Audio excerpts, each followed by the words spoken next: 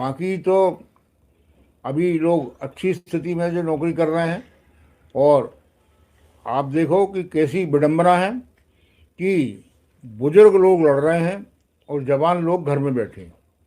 मध्य प्रदेश और गोवा दो राज्य ऐसे हैं जहाँ से जो वर्किंग क्लास है, जो नौकरी में लोग हैं, वो लोग भी संघर्ष कर रहे हैं सड़कों पर साथ साथ। ये अच्छी बात है कि ये संघर्ष सबको मिलकर करना चाहिए। आज जो लोग नौकरी में हैं कल रिटायर होंगे, और रिटायर होंगे उसके बाद उनकी स्थिति वही बनेगी।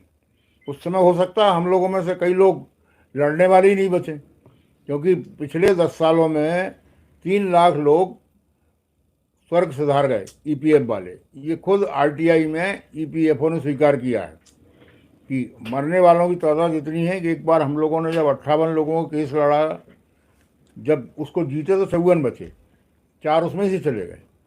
तो ये स्थिति ईपीएफ के पेंशन भोगियों की है।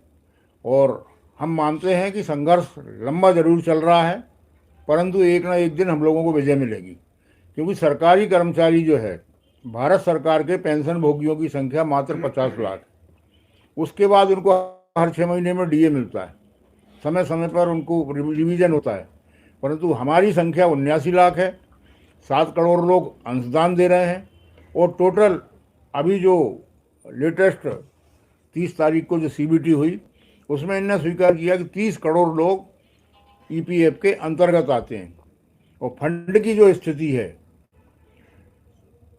24,75,000 करोड़ रुपया इकट्ठा हुआ है, जिसको ये इन्वेस्ट करने का प्लान कर रहे हैं। 24,75,000 करोड़ रुपया।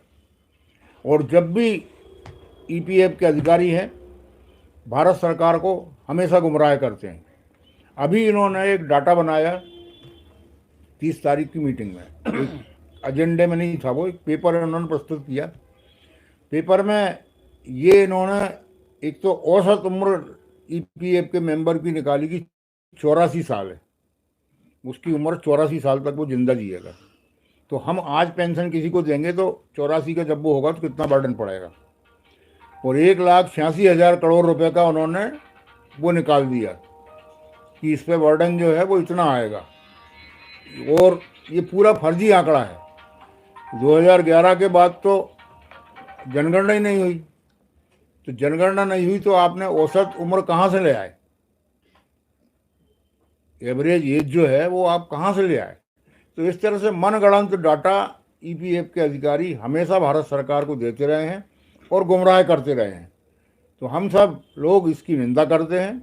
और हम लोग जाने की जो व्यवस्था है वो 18 तारीख को सुबह 10 बजे से वहाँ प्रदर्शन शुरू हो जाएगा और 10 बजे से 2 बजे तक ही चलेगा।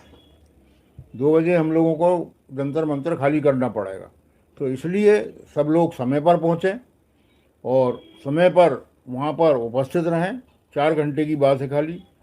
उसके बाद सब लोग अपने अपने काम में लग जाएं, दिल्ली घूमें, जो भी जिसका जो भी करना है वो करें। अब हमारे बीच में और भी जो हमारे साथी हैं, वो साथी अपनी अपनी बात अभी चैनल पे तो साथियों ने बोला ही बोला, परंतु आज की सभा में भी रखेंगे।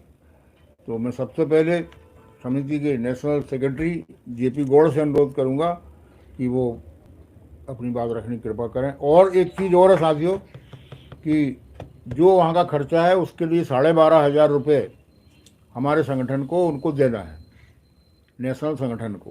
तो मेरी जो राय है वो ये है कि हम 5-6 संगठन जो बड़े बड़े हैं वो 2,500 रुपये मिला के ही दे दें तो 12,500 रुपये हो जाता है। बाकी आप लोगों की जो वो होगा उस हिसाब से काम करें। ताली हो जाए जोरशोर से। गौड़ साहब शुरू करवा। आदरणीय साई जी, वाजपेयी जी, मालवीय जी, निगम साहब, यारे जी, वर्मा जी, परिहार जी, परमार भाई और सभी मेरे साथियों और बहन जी, ये सभा